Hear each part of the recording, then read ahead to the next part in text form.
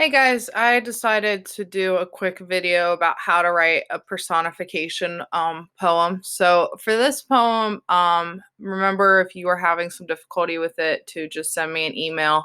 But hopefully this might help explain the poem a little bit better for you guys at home.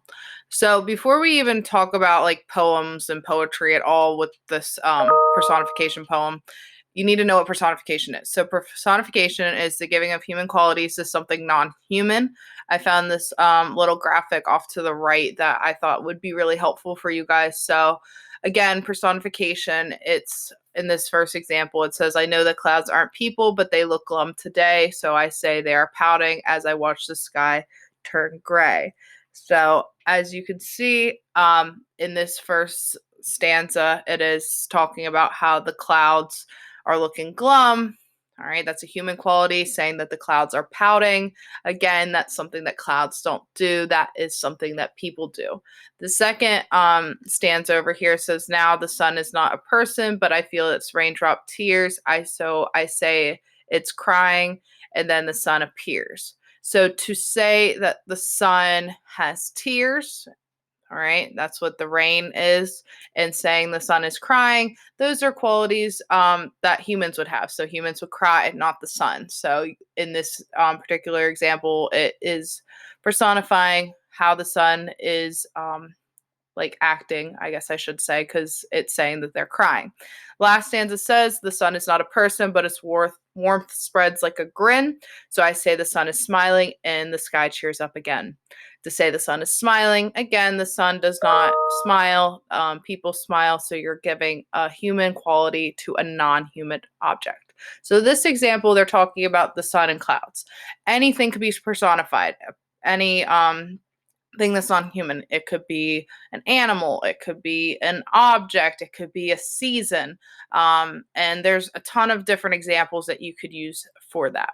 So, what is a personification poem? Your poem should be a minimum of 8 lines. Your personification should be included throughout the poem, not just in a line or two. And I just realized I wrote time instead of line. That's the second time I've made that mistake. So, oh well, I'll go back and fix that. And then the last bullet point says personification uses a rhyme scheme of either A, B, B, C, C, D, D, or A, B, C, D, C, D. So when you see these letters, don't get overwhelmed by like, I don't know what they mean. All this is saying is that the first and the second line are represented with the letter A. So those two lines rhyme. So the third and the fourth line both rhyme. So they're represented with B. And because B and A don't rhyme, they're represented by different letters. And then in the second stanza, you'll see CC, which means that the first and the second line in the second stanza rhyme. And then DD represents the third and the fourth lines in the second stanza rhyming. So that's just the way that when you're looking at poetry, how it is taught, how it is described in terms of rhyming with the different lines. So some examples. The example on the left is a really good example of using the rhyme scheme pattern that is also the poem from your textbook. So, is the moon tired? Is the moon tired? She looks so pale within her misty veil. She scales the sky from east to west and takes no rest.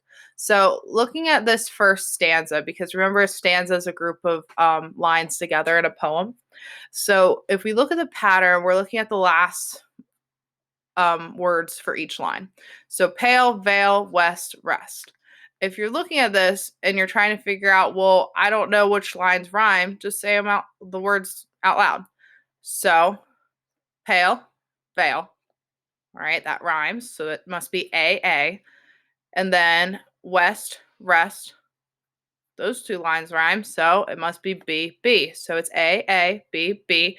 So we have to check down here to make sure it follows the pattern of C, C, D, D. So before the coming of the night, the moon shows papery white. Before the dawning of the day, she fades away. So let's double check it. Night and white rhymes, all right? And day and away also rhymes. So it does follow the A, B, C, C, D, D pattern. Over here is another example called Dinner Time Chorus. It's talking about a teapot. It says the teapot sang as the water boiled, the ice cubes cackled in their glass, the teacups chattered to one another, while the chairs were passing gas. The gravy gurgled merrily as the oil danced in a pan. Oh, my dinner time chorus, what a lovely, lovely clan.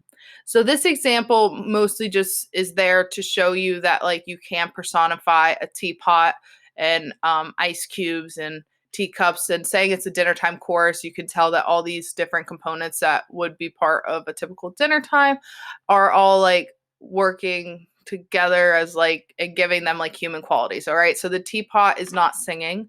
The ice cubes are not laughing or cackling.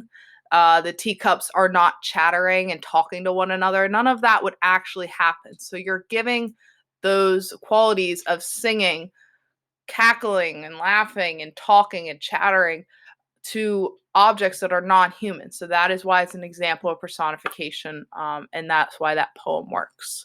So how do you do this? All right. Step one, think about what object, animal, or thing you could write about. It could be anything. It could be your dog. It could be your phone. It could be I don't know. I'm looking around my house to see what else I can think of.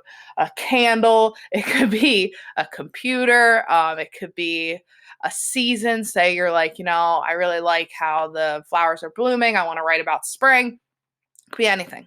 And then you're going to think about for step two how that object, animal, or thing might feel or what they might think about. Because, you got to give this object some human qualities. So, what might they feel? What might they be thinking about that would make them seem like a human rather than a object, animal, or thing? And then step three, what point of view will you write from? First person or third person? So first person, you're going to use the word I. Third person, you're going to use pronouns such as she, he, and so on. So if you have any questions about how to write a personification poem, make sure that you're reaching out to me. Make sure you fill out the Google form. In that form, I will ask you, do you understand this? Or if you are confused, that is for me to understand what you guys are getting or maybe what you aren't getting with these poem journal that you're supposed to do. So if you have any questions, like I said, just email me if you need anything. So, all right.